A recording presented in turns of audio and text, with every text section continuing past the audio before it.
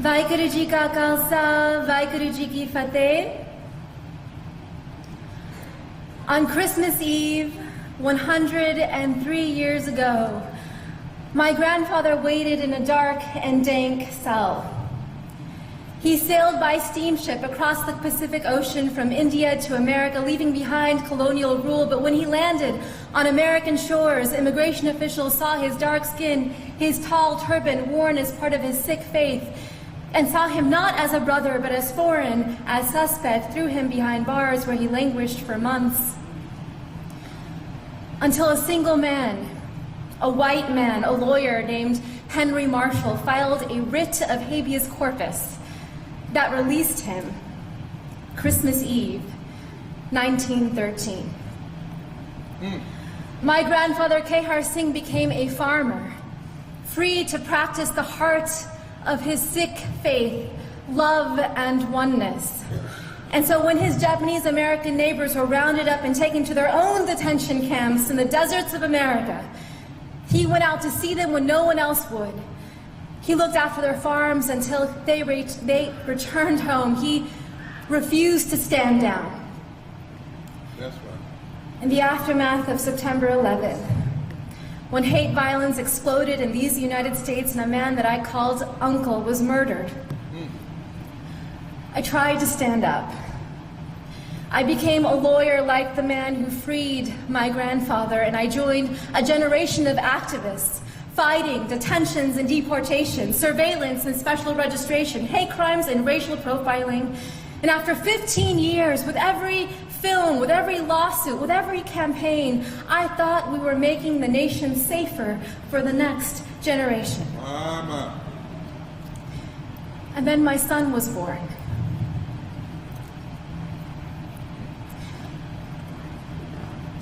On Christmas Eve, I watched him ceremoniously put the milk and cookies by the fire for Santa Claus.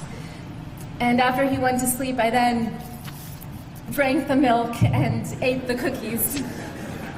I wanted him to wake up and see them gone in the morning. I wanted him to believe in a world that was magical.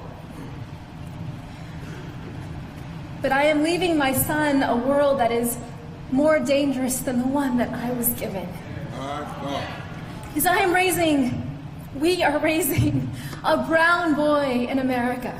A brown boy who may someday wear a turban as part of his faith.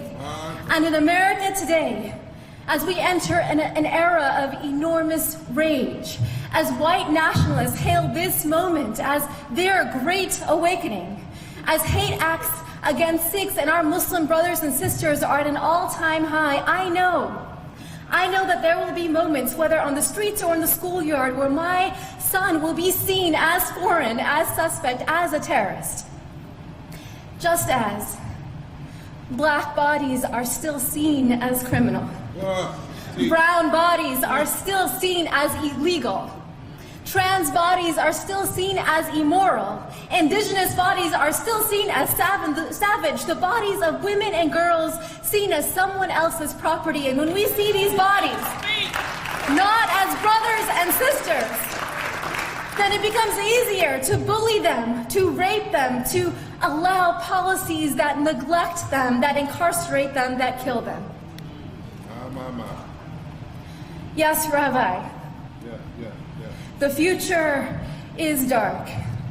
On this New Year's Eve, this watch night, I close my eyes and I see the darkness of my grandfather's cell. And I can feel the spirit of ever-rising optimism in the Sikh tradition, Chardi Kala, within him. And so the mother in me asks, what if? What if this darkness is not the darkness of the tomb, but the darkness of the womb? What if our America...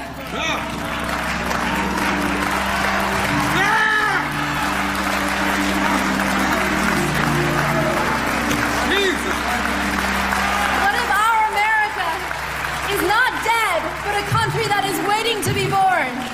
What if the story of America is one long labor? What if all of our grandfathers and grandmothers are standing behind behind us now, those who survived occupation and genocide, slavery and Jim Crow, detentions and political assault, what if they're whispering in our ear today, tonight, you are brave? What if this is our nation's great transition?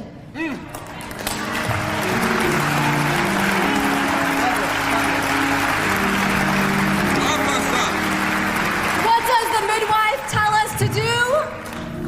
Breathe. And then, because if we don't push, we will die. If we don't push, our nation will